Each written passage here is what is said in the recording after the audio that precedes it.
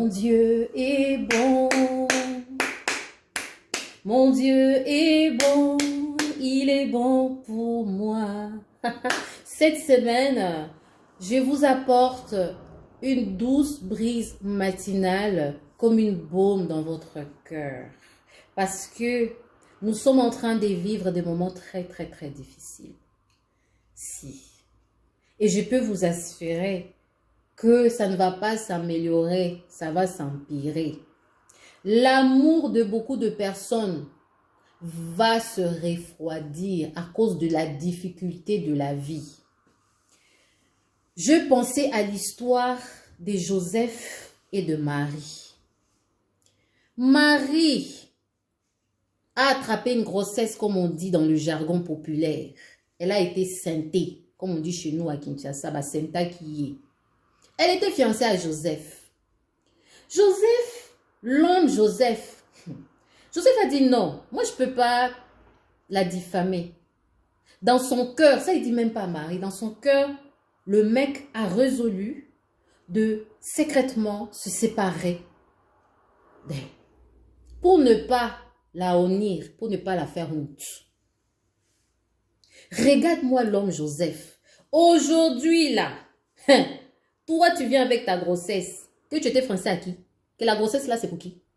Maman, avant même que tu ne dors, c'est-à-dire qu'avant même que le soleil n'atteigne les zéniths, parce que j'allais dire avant même que le soleil ne se couche, mais avant que le soleil n'atteigne le zénith, le gars va faire évangélisation, campagne d'évangélisation dans le quartier. Tu vas être la risée. Parce que de toute façon, il va te diffamer. Mais regarde Joseph. Joseph était dans le droit de faire ce que beaucoup font aujourd'hui. Sans preuve palpable. Des assassins de réputation. Quelqu'un qui va s'asseoir seulement, il te tue aux yeux de gens. Jusqu'à même les gens disent, mais la fille, on s'est trompé. Les garçons là, donc il est comme ça. Sans preuve, je vous dis. Sans preuve palpable. Et même si tu avais des preuves, voilà Joseph. La méchanceté là, c'est une sorcellerie inconsciente. Et c'est ça qui va empirer. Entre frères et sœurs, sœurs, frères, mari et femme. Tu vas voir dans une maison. L'homme a une promotion. Pour vous montrer les niveaux que la méchanceté peut atteindre, là, ça ressemble à sorcellerie. L'homme a une promotion. C'est pour vous deux, non? C'est vous qui... la femme va dire, quoi? Lui, là, le gars, il a maintenant promotion. Donc, je ne veux plus vivre dans cette maison. Il va me montrer de toutes les couleurs. Il faut que je le mette à terre. Et ça vaut aussi pour les hommes. La femme a un petit commerce là, elle commence un peu à s'en sortir. Non, la femme là, c'est que je ne peux plus la dominer. Elle sera immaîtrisable. Donc, je dois faire quelque chose pour mater. Mange et bois, te dira-t-il, dit la Bible, mais son cœur n'est pas avec toi. Beaucoup de gens que tu vois qui t'entourent là, avec qui tu bringues, avec qui tu te retrouves, tu penses que tous ces gens-là, ils sont de cœur avec toi. Tu sais, Jésus-Christ est venu sauver, il a sauvé le monde. Mais aujourd'hui là, il peine pour conquérir le cœur de l'homme. Parce que le cœur de l'homme là, c'est de là que découlent les sources de la vie. Et j'en ai parlé hier, l'homme fort, c'est celui qui est assis dans ta mentalité. Cette entité qui dit que non, moi tu m'as fait du mal, je vais te rendre le mal. Mon Dieu est bon, mon Dieu est bon, il est bon pour moi. Être méchant, c'est un choix. Parce que même moi là, j'ai été mise dans des situations où j'aurais pu bien être méchant. Mais je n'ai pas pu. Parce que moi-même, quand j'ai faute et que je vais devant mon Dieu, je répands mon cœur, je répands mon âme, je pleure. Et je dis, Seigneur, il me dit, viens comme tu es. Viens comme tu es, parce que c'est moi qui vais te transformer. Viens comme tu es. Il fait lever le soleil pour le bon et pour le méchant. Pourquoi moi je vais aller être méchante avec toi? Ce n'est pas la tentation qui manque. Il m'arrive des jours où je m'assois, je dis, mais vraiment. Des fois même, ça m'arrive, quand je vois le malheur arriver à mon ennemi, là, ça m'arrive de me réjouir. Mais même là, Dieu dit, ne te réjouis pas du malheur de ton ennemi, parce que je peux retourner ma colère et ma colère va maintenant venir contre toi. C'est à ce niveau-là que Dieu est bon.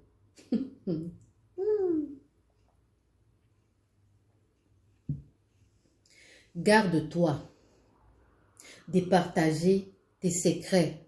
Garde-toi de te confier à l'homme. Malheur, même dit la Bible, à l'homme qui se confie à l'homme. Parce que tu es comme un aveugle, tu ne sais pas là où il va. C'est pas tout le monde qui est content de te voir réussir. Ça, c'est juste un conseil.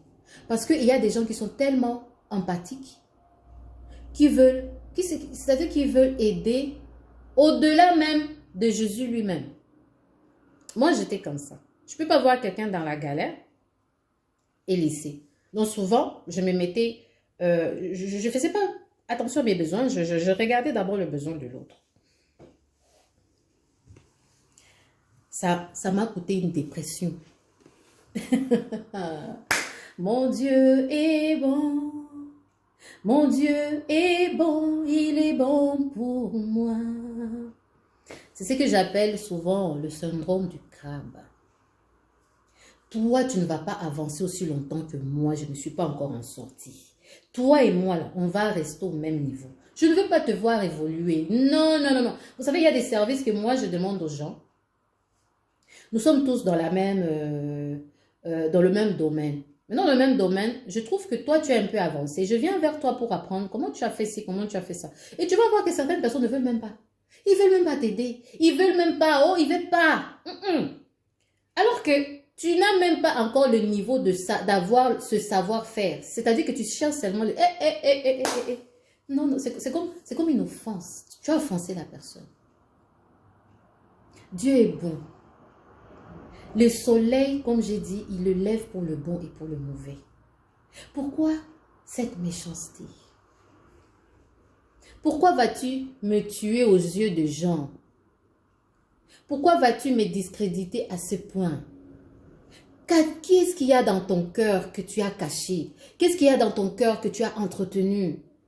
Quelle est cette tristesse? Quelle est cette déception? Quelle est cette trahison que tu as emmagasinée dans ton cœur? Ton cœur, c'est le trésor de ta vie. C'est là où tu puises les ressources. C'est là où tu puises ton attitude. C'est là où tu puises ton comportement, ton caractère.